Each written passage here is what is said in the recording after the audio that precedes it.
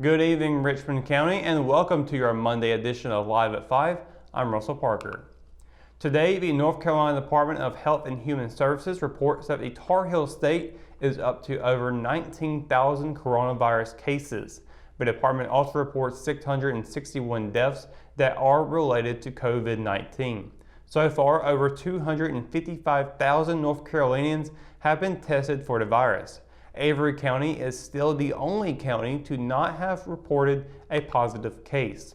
Mecklenburg County leads the state in number of cases, now up to over 2,600. The Richmond County Health Department reports today that the county has 114 cases. 42 of those are recovered from COVID-19. There have been 730 tests returned back as negative.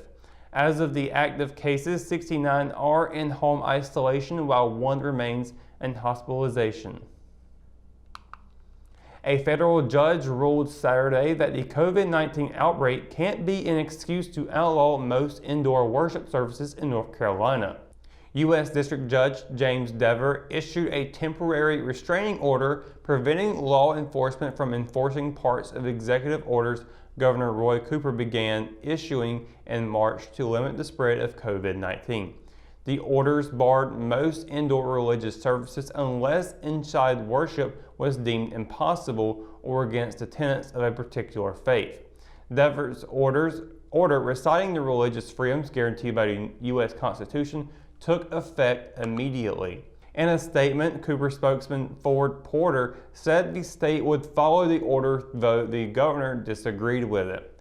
Porter said they will urge houses of worship and their leaders to voluntarily follow public health guidance to keep their members safe. A man is being held in the Richmond County Jail on more than 25 child pornography-related charges. The Richmond County Sheriff's Office on Thursday arrested 27-year-old Roberto Ruiz of Hanapika Avenue. Ruiz is charged with 26 counts of second-degree exploitation of a minor and 1 count of third-degree exploitation of a minor. According to investigators, Ruiz was in possession of both photos and video.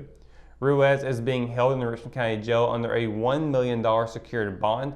He is scheduled to appear in court on May 22nd. Hundreds of luminaries ablaze with glow sticks added a personalized touch to the latest edition of Richmond Senior High School's Friday Night Lights celebration. Luminaries with each of the 420 soon-to-be graduates' names were placed on and around the football field.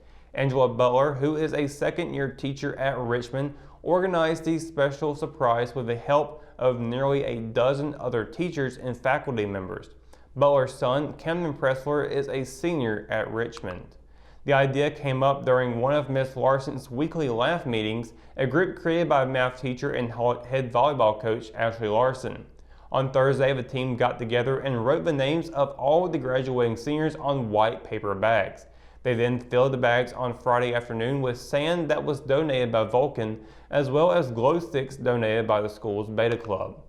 Butler noted the pandemic has impacted her by not allowing her to see her students on a regular basis, but with her son's senior year being disrupted, it made her want to do something in return.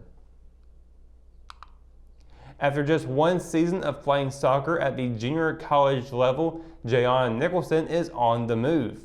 The former 4-year starter and 2019 Richmond graduate wrapped up her first academic year at Cape Fear Community College this spring, but now she'll be shifting to Raleigh and joining Shaw University.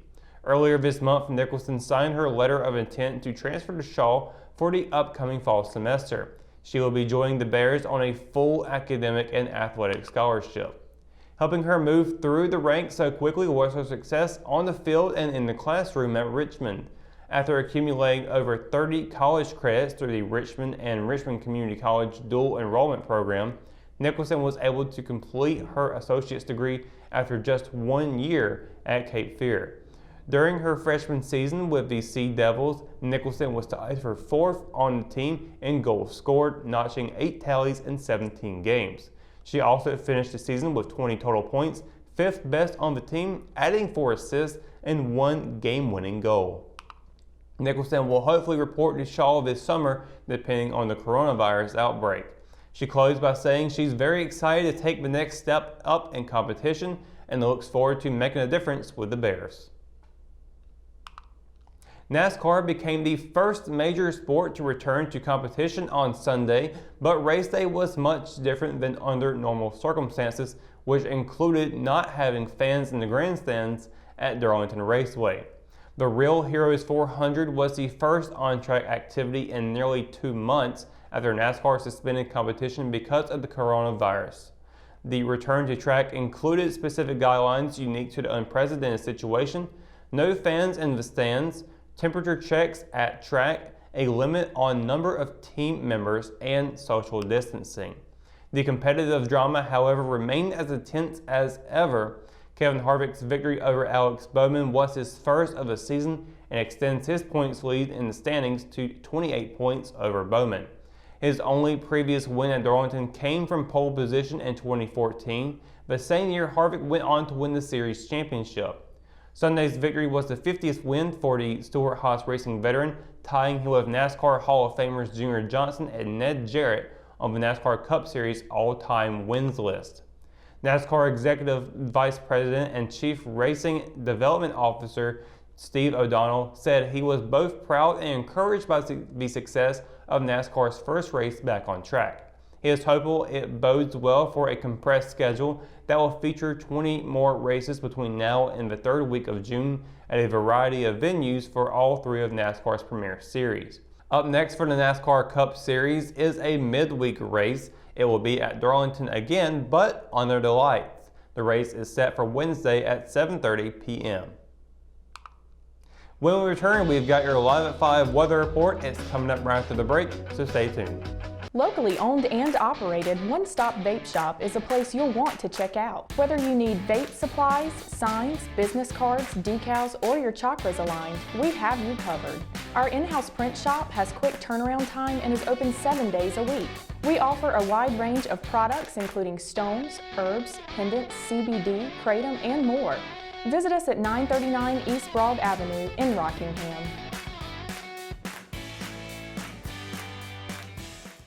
She gets her soccer skills from her mom, her sense of humor from her dad, and her drugs from her home medicine cabinet. Over half of misused medication comes from family and friends. Talk to your children about the dangers of prescription drug misuse. Secure your medication, take regular inventory to ensure nothing is missing, and properly dispose of expired or unused medication. Be aware. Don't share. Lock your meds.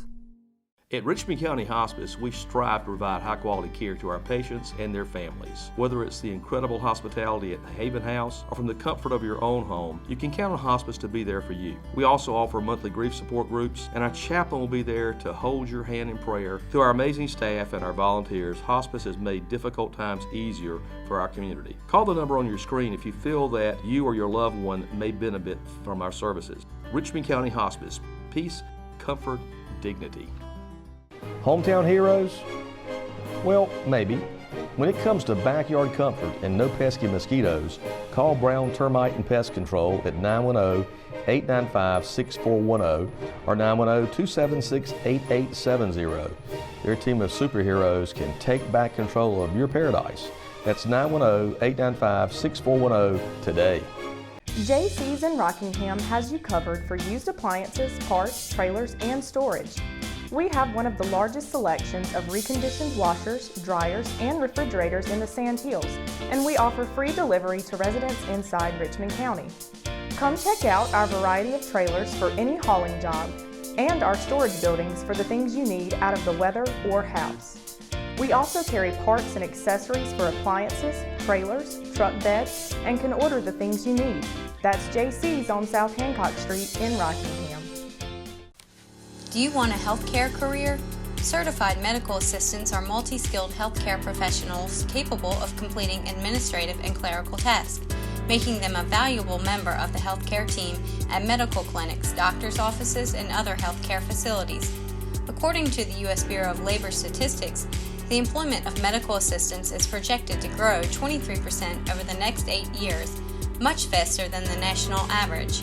At Richmond Community College, Our medical assisting students are trained in our cutting-edge Simulation Learning Center, giving them hands-on experience with high-fidelity mannequins that simulate real-life patient interaction.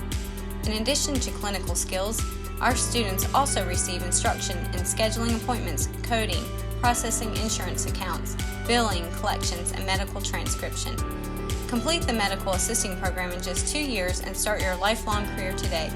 Visit www.richmondcc.edu to learn more about enrolling in the medical assisting program at Richmond Community College or call 910-410-1700. McNair Auto Sales is the place to buy your pre-owned car, truck, or van. To be the best, it takes big selection, friendly staff, and great pricing. We guarantee a no-hassle buying experience, and financing is available right on site. So come see us today. We're located at 1026 East Broad Avenue in Rockingham. And remember, with over 40 years of experience, you know McNair is the name you can trust.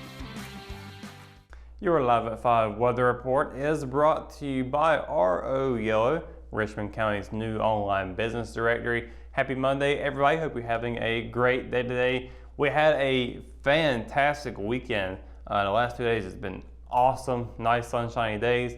Had a little potential high threat of wind for some parts and on some evenings, but overall it was really nice and warm. You can't ask for a better weekend than that. However, while we move away from that nice weekend and we head into today and the rest of this week, we're seeing rain and thunderstorms popping up all across the Sand Hills. So we're going to get into that right now at 7 o'clock. I mean, rain's pretty much going on, with the precipitation chance is pretty much going on right now, but at 7 o'clock it will be about 40% chance, and then it bumps up to 70 at 9 o'clock with also 70-degree temperatures going on. So temperatures ain't dropping too much tonight, but rain is going to be on the way. Sunset, although we won't be able to see it, will be at 8:19 p.m.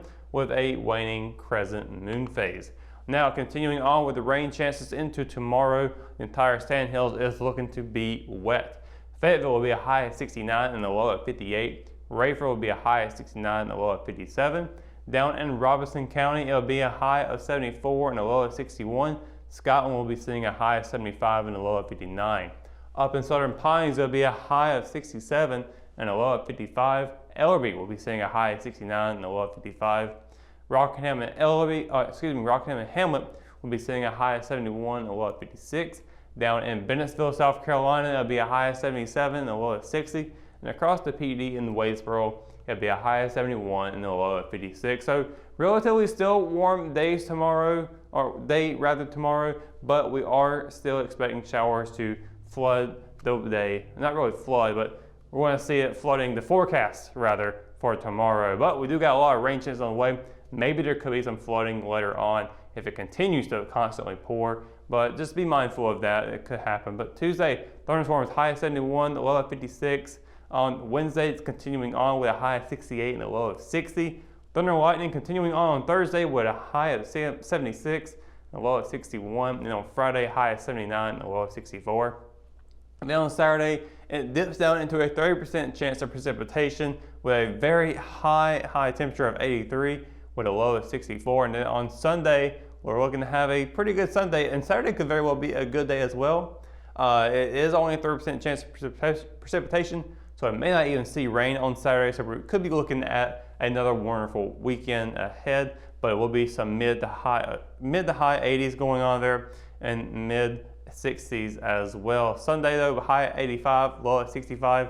Then on Monday, it's looking a lot better than what we saw today's Monday. It'll be a high of 82 and a low of 66. So once again, a lot of rain coming in, and it's going to be pretty much all over the place for the next couple of days. Pretty much for the next 5 days rather, maybe 4 if we're lucky. But definitely be mindful. Grab your umbrella. It is that time of the year where we're going to be seeing thunderstorms kind of popping in, popping out quite a bit. They kind of get a little unpredictable some points because they just kind of happen. That is usual North Carolina weather. So just be on the lookout for that rain. And that's going to do it for Live at 5 Weather Report and for tonight's edition of Live at 5. Of course, for the latest news, sports, and events happening here in Richmond County, you can always visit richmondobserver.com, or you can download the free R app for your mobile devices. For the Live at 5 crew, I'm Russell Parker. Thanks for watching, and we'll see you tomorrow. Good night, Richmond County.